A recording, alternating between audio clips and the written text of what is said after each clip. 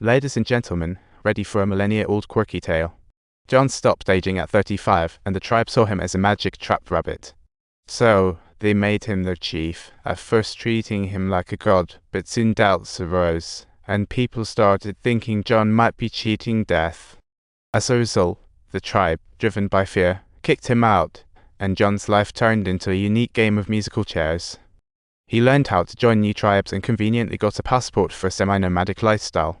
As he migrated with the climate and prey, John blended right in until it got cold enough to chill a drink, and he figured it was time for a vacation to the post-glacial period. Curious archaeologists asked about the landscape back then, and John said the mountains were like blue tissues, claiming he'd had a sneak peek at Britain from the current French coast.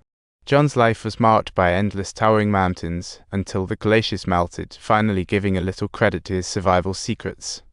The biologist questioned its truth. All Black said yes, it fits historical records. The archaeologist added, it's all recorded. John confirmed he recalled everything from books since normal people forget childhood mishaps, let alone the stuff he went through for ages. Just as he finished, the biologist chimed in again, wondering if this could be some recycled past life memories. Like we're both giving you memories of your past life, John firmly stated that life only comes once. The female scholar then asked, aren't you curious about the origins of the world? This question hit John right in the feels he used to think there were divine beings in the sky.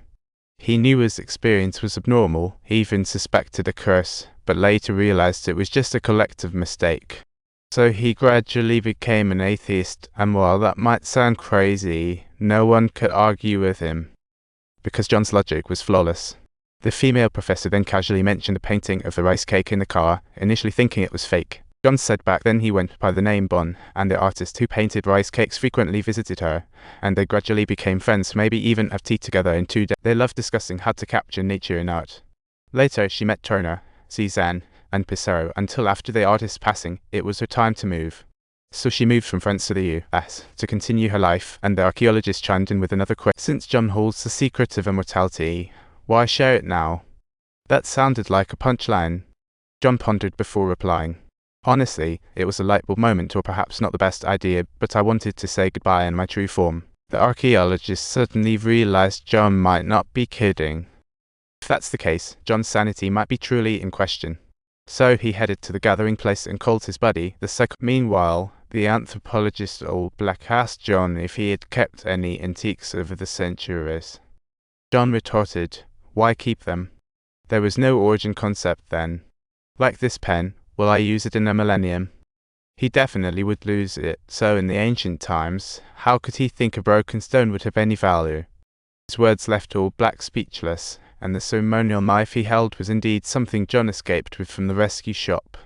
As John loaded the luggage into the car, the young professor bravely confessed her affection, saying she had fallen for him since his first week at school. John admitted he had feelings for her too, but such things happened too often in his life. He had watched his wife and children grow old before his eyes. So, John didn't want to hold the young professor back, and the two went back home.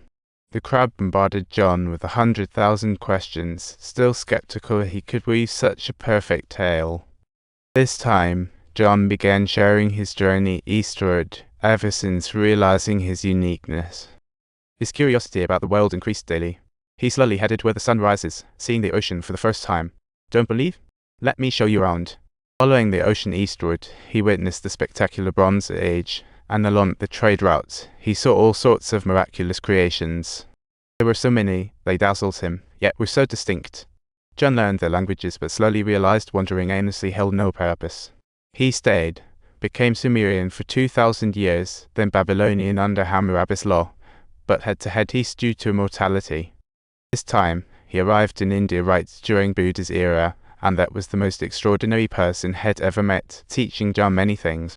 So John stayed behind, beginning to learn from the Buddha, even though the Buddha likely sensed his differences from the start and never asked John about his secret.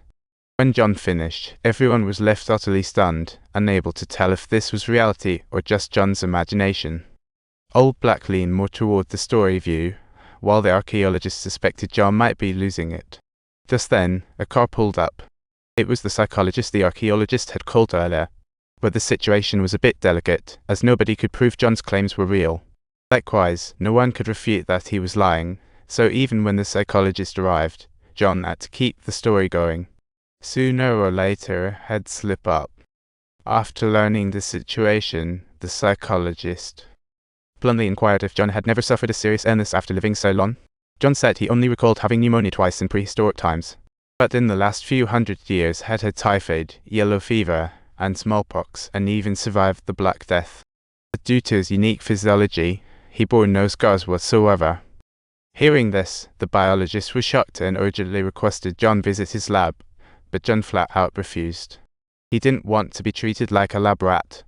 Everyone again faced a dilemma. While John had shared a shocking story, he truly didn't care if they believed him. All Black asked John, "Since you've lived so long, you must have learned a lot, right?" John nodded. He said he was self-taught and could grasp any field, but he didn't delve much into psychology, obviously.